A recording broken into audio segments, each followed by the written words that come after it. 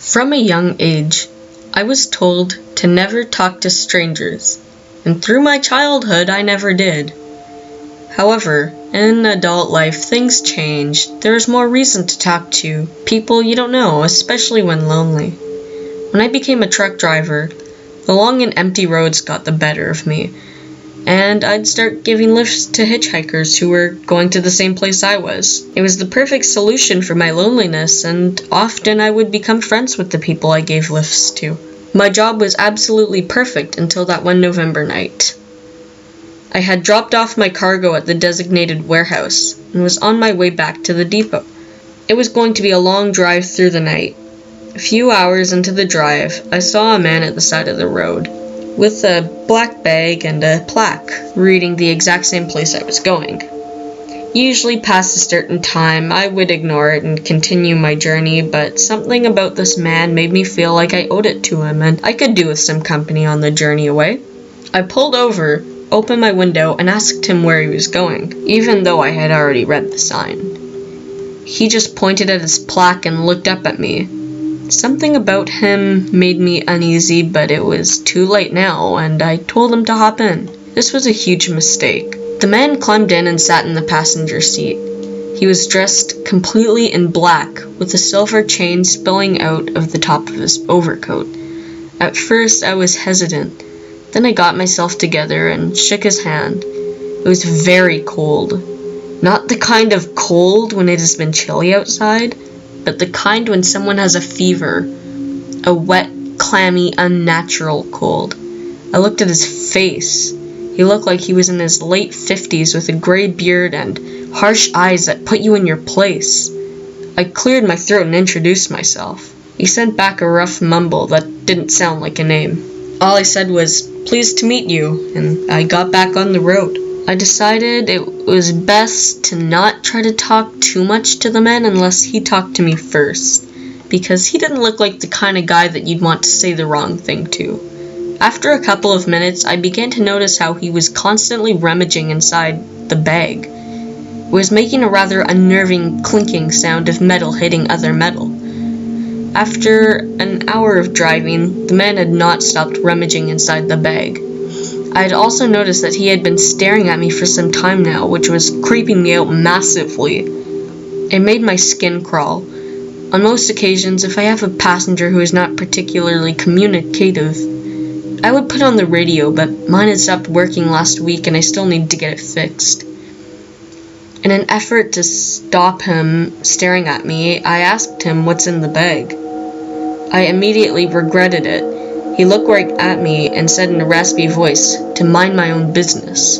I was slightly shocked by this and tried to pass it off as a bit of a sarcastic joke, although I knew for sure that it wasn't. Throughout the journey, rummaging got louder and louder. He started making stranger noises in an extremely low tone. I was so unsettled, I began thinking of what to do.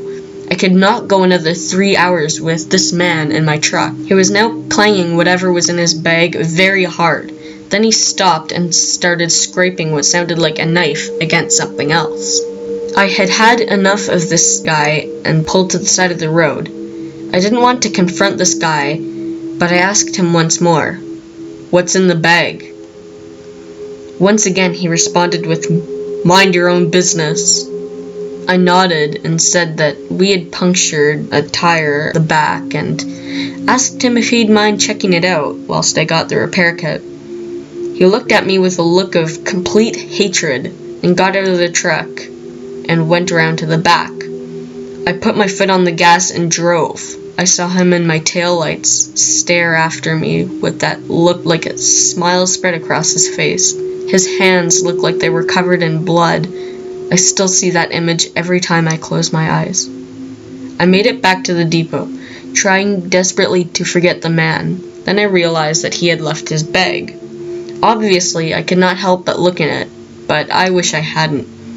The bag was full of different metal objects, all of them looking like some kind of torture device, from knives and shackles to ropes and bars.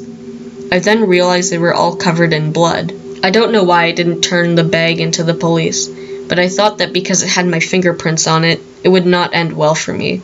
I took the bag home and did some more searching through it, and to my horror, at the bottom of the bag was a picture of my truck, a picture of the registration, and a picture of me holding the bag. I could hardly sleep, but in the end I managed to get a few hours. I definitely couldn't go to the police now. It looked like the bag belonged to me. But I decided I had to. I put the bag in the box and was about to walk out of the door when I noticed something. The picture of me holding the bag was nailed to the door with a note attached. All it read was, "Mind your own business."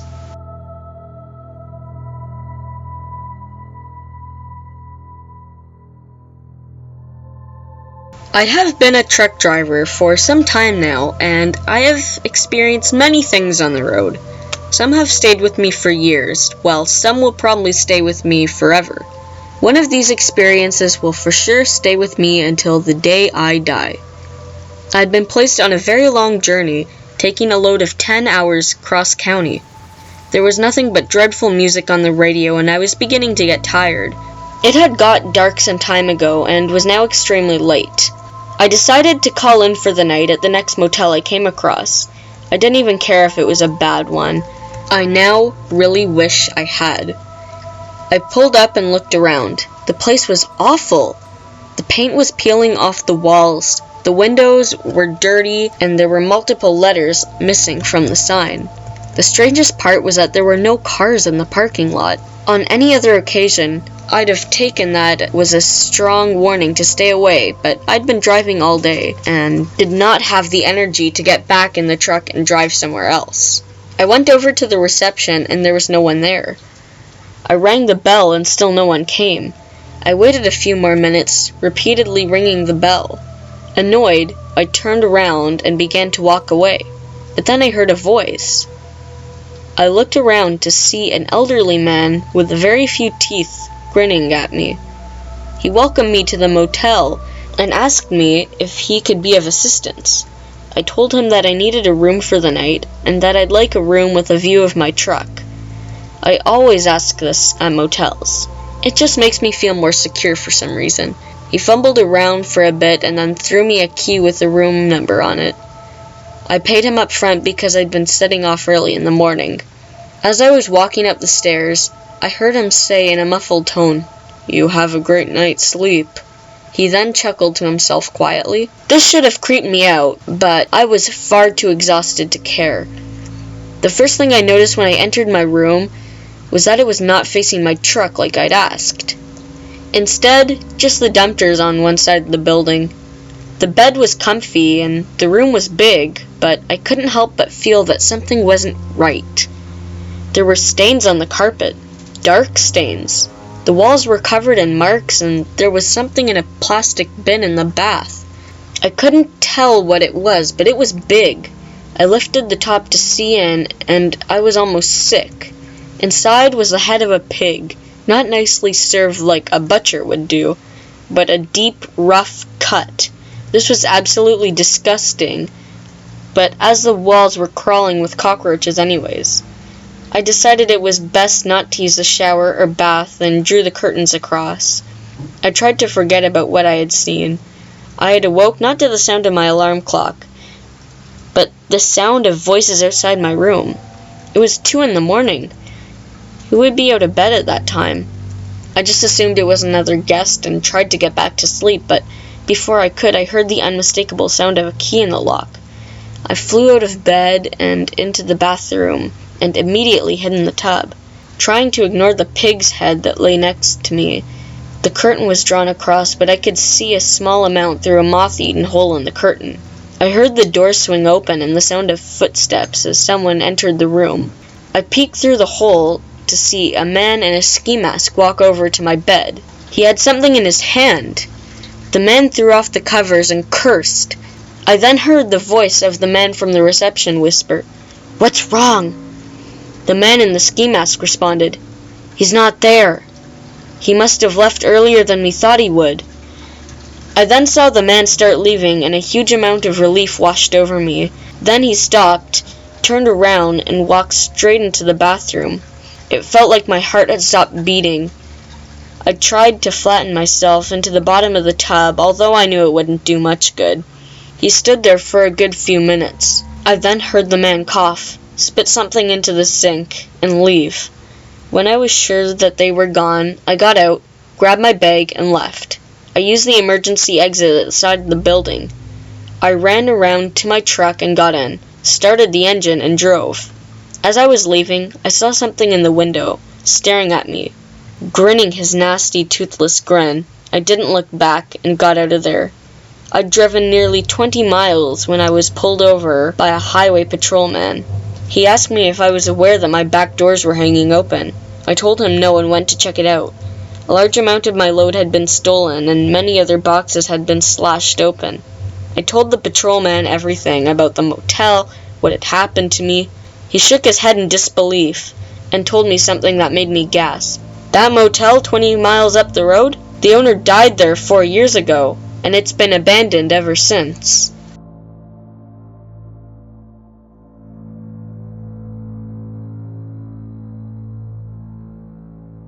Being a trucker means constant travel.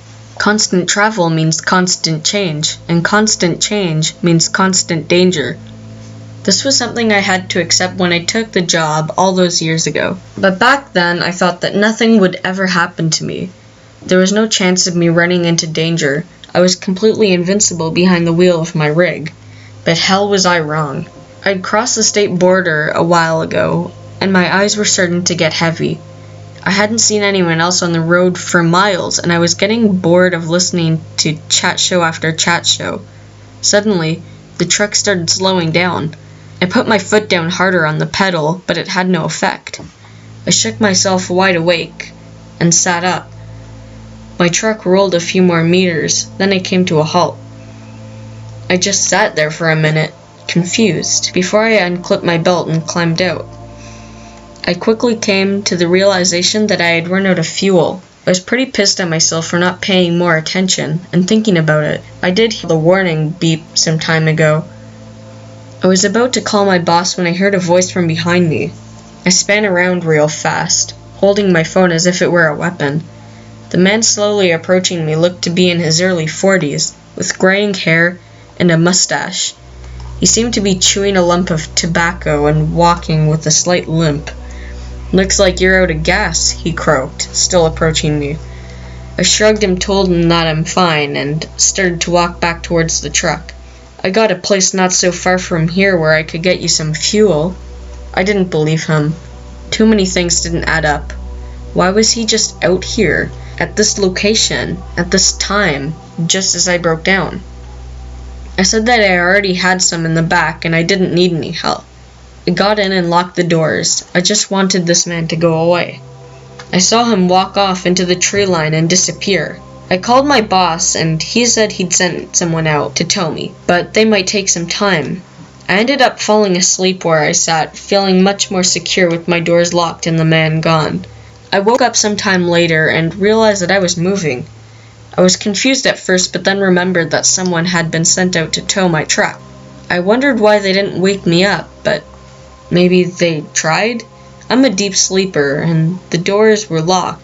I noticed that it was still dark outside and tried to work out where we were on the map. I couldn't see any signs along the side of the road and had no clue where I was. I opened the window and shouted to the tower, "Where are we going?" Why hadn't he just taken me to the garage? After a while, we appeared to be on a very rural road, almost like we were driving through a forest. In the distance there was a large barn we seemed to be heading towards. I couldn't get the attention of the tower, so I called my boss to see what was going on. He sounded extremely puzzled and said that the tower wasn't due to arrive at my location for another hour. I was losing it and shouting at my boss, "Then who the hell is towing me?" My boss called the police and told me to try and get out of the vehicle. I didn't need telling twice. I swung open the door and jumped out. I was winded and lay there for a moment. The tow truck then stopped. The tower must have heard the sound of the door. I got up and immediately ran. I had no clue where I was and chose a random direction. Looking over my shoulder, I saw him and immediately recognized the face. It was the man from earlier. He spat a mound of tobacco out of his mouth and jumped out of the truck. I ran faster and faster, but then I heard the noise of a gunshot ring out. I hit the floor and crawled behind the nearest tree, terrified. The man was walking fast and shouting me to come out. He didn't exactly see where I went, but he'd probably had a pretty good idea. I managed to drag myself behind a log, breathing as quietly as I could. The man was getting closer, calling, "Turn yourself in and it'll be quick." I couldn't move anymore now. He would hear me. The man stopped right next to my log, looked around, and ran off in another direction. I breathed a sigh of relief and looked out. The man was about 100 meters away and looking right at me. I bolted for the truck and made it underneath the sound of the bullet slamming against the metal. I had nowhere to run, and he was here. Just as I thought it was all over, I heard the sound of sirens. The man swore and ran off into the woods. I climbed out from under the truck and met the officers that had arrived. Two of them had already run after the man.